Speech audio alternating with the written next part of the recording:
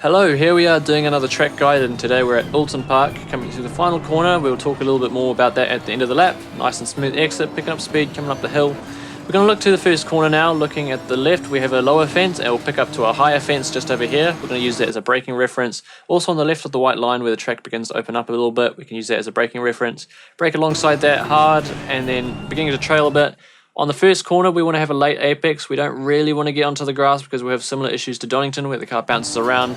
Coming up to the left here, we don't want to go too wide because the track limits are really strict. You can probably go just a tiny bit wider than this, but not much more. You'll probably get track invalidations there. Most common place to do it on this track. On the right, coming back down the hill, there's a big dip in the track. You'll feel it as you go over it, and there's also the Pirelli signs on the right. We're going to brake alongside that. Braking hard, then we're going to coast a bit, letting the car grip up. Don't run too much onto this curb on the left. If you do, only use a little bit on the exit of the corner. Wait for the car to grip up again, and we'll put the throttle back on. We can use all this area on the outside of the track. Here we are, coming down the next straight, preparing for the next corner, which we don't use the brakes for, at least in this car. We'll begin turning just before that off-road on the right, and as we reach that off-road, we're going to lift off the throttle, completely coast, let the car grip up, and then when it does, maybe just a tiny bit of trail braking, but when the car grips up, we're going to go again.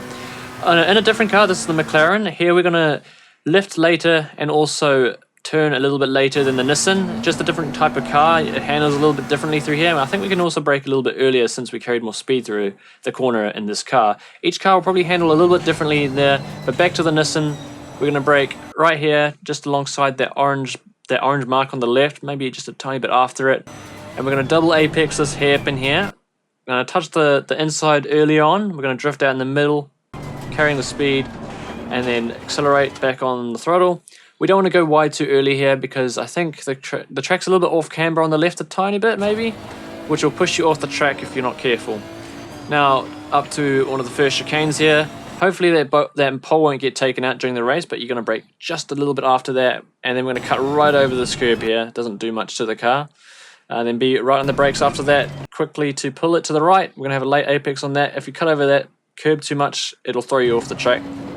I went a little bit wide here. I ended up having to cut right over this curb, which is valid, but you can see the car didn't really like that.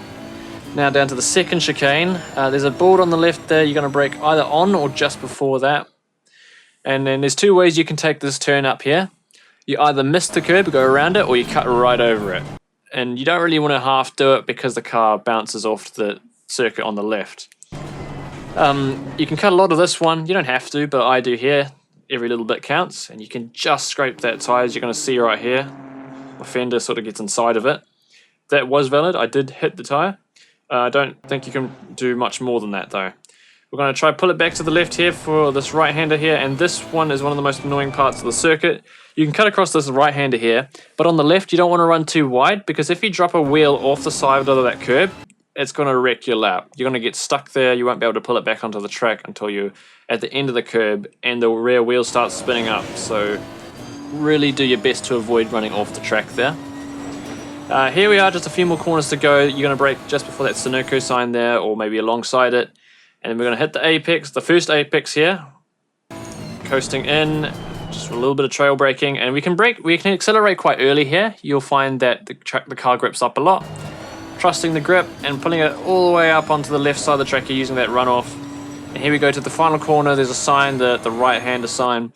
We're going to brake just before that, hard on the brakes, and then we're going to have another late apex onto the final corner. Using the curb, and then make sure you prepare for any sort of oversteer that you might get. To correct that, get hard on the throttle, use that runoff if you have to, and then stick to the left. There we go. And this will be a lap time of a 1:32.4. There's definitely a few more tenths in it. I admittedly could have been spending a bit more time on these tracks, trying to squeeze a little bit more out of it, but I think what I've shown here will be enough for a good lap. You'll be able to use these references and make up the time where you can. On that following lap, I also gained like a tenth or something similar to that, but then I messed up the next corner. I'll let you watch the same lap again, just without me talking, and we'll be back after that for a pit entry guide. And yeah, we'll see you then.